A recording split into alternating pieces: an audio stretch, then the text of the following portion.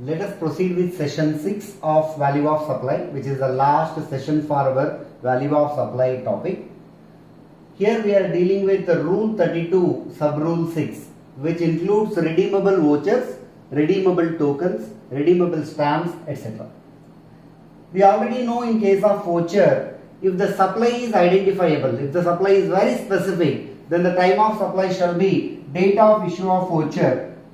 Then if the supply is not identifiable, time of supply shall be date of redemption of voucher.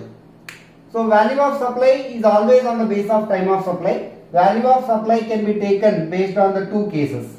Case number 1 says if the purchase value is more than the face value of the voucher, then value of supply shall be purchase value. Let us say I am given one voucher worth rupees 100, but I am buying only 80 rupees of the voucher. So what is the face value of the voucher? 100 rupees. How much I am buying? 80 rupees. 100 rupees or 80 rupees, whichever is lower, 80 rupees is lower. So value of supply shall be purchased value, that is nothing but 80 rupees.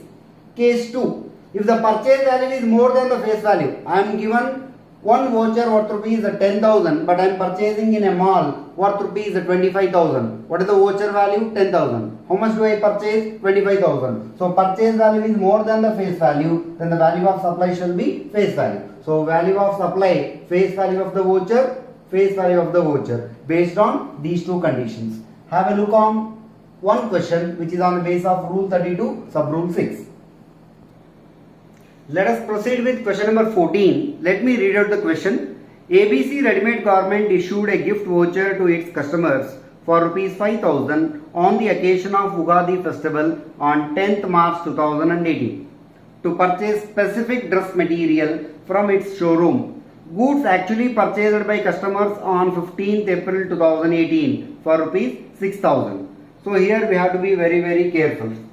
What kind of vouchers are given? Vouchers are given by showroom to the people to buy only specific garment. When it is specific garment, the goods are identifiable. Solution: finding of time of supply and value of supply as per rule 32 sub rule 6.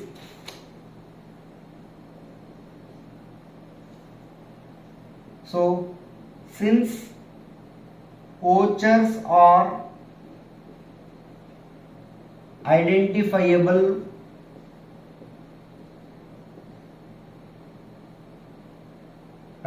vouchers are related to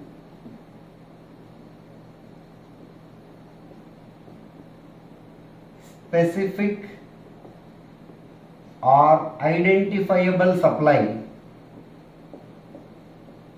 What is identifiable supply here? Ready-made garment, specific dress material.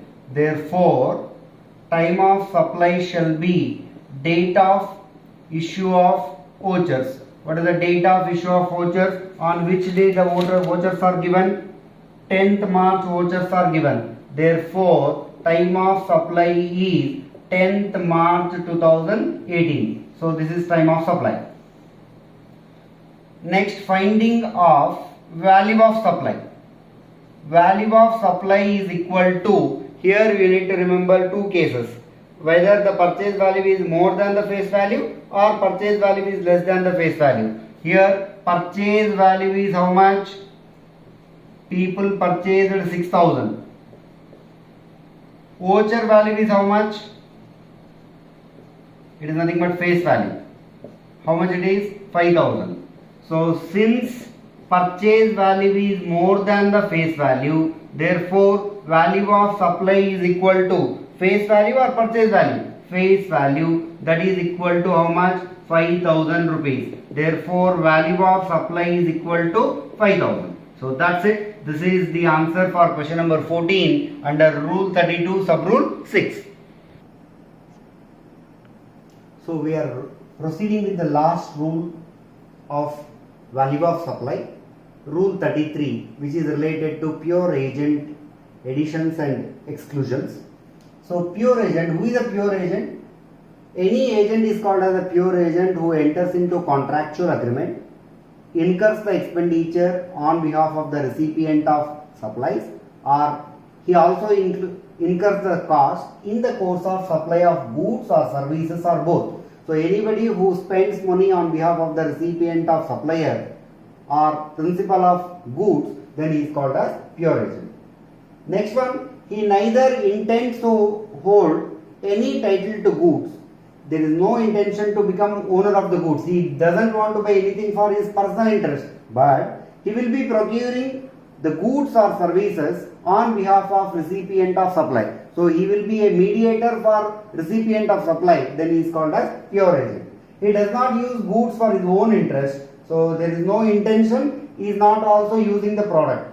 And fourth, he receives only actual amount spent. He will not charge any commission. He will be receiving only whatever is spent by him. Then in 4 conditions, any agent will be called as a pure agent. So if he is a pure agent, whatever the money spent by that kind of pure agent can be excluded from value of supply if these 3 conditions are fulfilled. First condition, when he makes the payment to third party. So on behalf of supplier or recipient of goods, he makes the payment to third party. Payment made separately indicated in the invoice. Whenever the payments are made by pure agent, he will be mentioning separately, for this purpose I paid the amount, that is indicated in the invoice. So that is done by pure agent. And last situation, if any supplies are there, that is done by pure agent, that includes the supply related to pure agent and supply related to third party, then all the amount spent by pure agent will be excluded from value of supply. Let us focus on a problem on the rule 33. Let us focus on the last question of value of supply in session 6, question number 15. Mr. Ranjit is a broker, nothing but an agent, who issues an invoice for reimbursement of few expenses and for consideration towards agency services rendered to the importer. The amounts charged by Mr. Ranjit are as follows: agency income, travelling expenses, hotel expenses, custom duty, dock dues, local taxes. Find the value of taxable supply and tax payable in the hands of Ranjit. So here you need to find taxable value. Agency income, it is spent and received by the agent, so that is addable. Travelling expenses, that is spent, so that is also addable. Hotel expenses, that is also addable. Custom duty, it is reimbursable.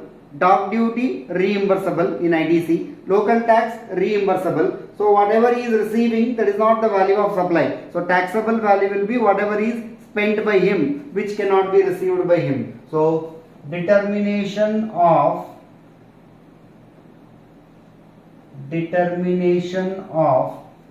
taxable value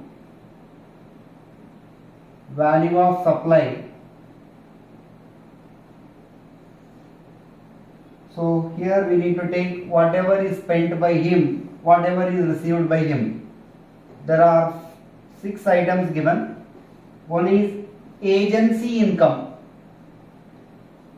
So it is related to his business. Should we take this or no? We need to take 20,000. And travelling expenses, that should also be taken, 8,000.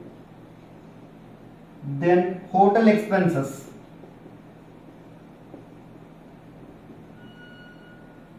5,000. So these 3 items are added item, and custom duty we are not considering because it is reimbursable. Dock duty, it is also reimbursable, so we are not taking. Local tax, it is also reimbursable, so we are not taking this. So total taxable value or value of supply, 20,000, 28,000, 33,000. So here we need to write a note relating to question number 15. So custom duty, dock dues and local taxes are reimbursable. Therefore, hence not considered. That's it. By this we are completing the complete topic of value of supply from the rule 27 to rule 33. Learn it carefully. Thank you. Good luck.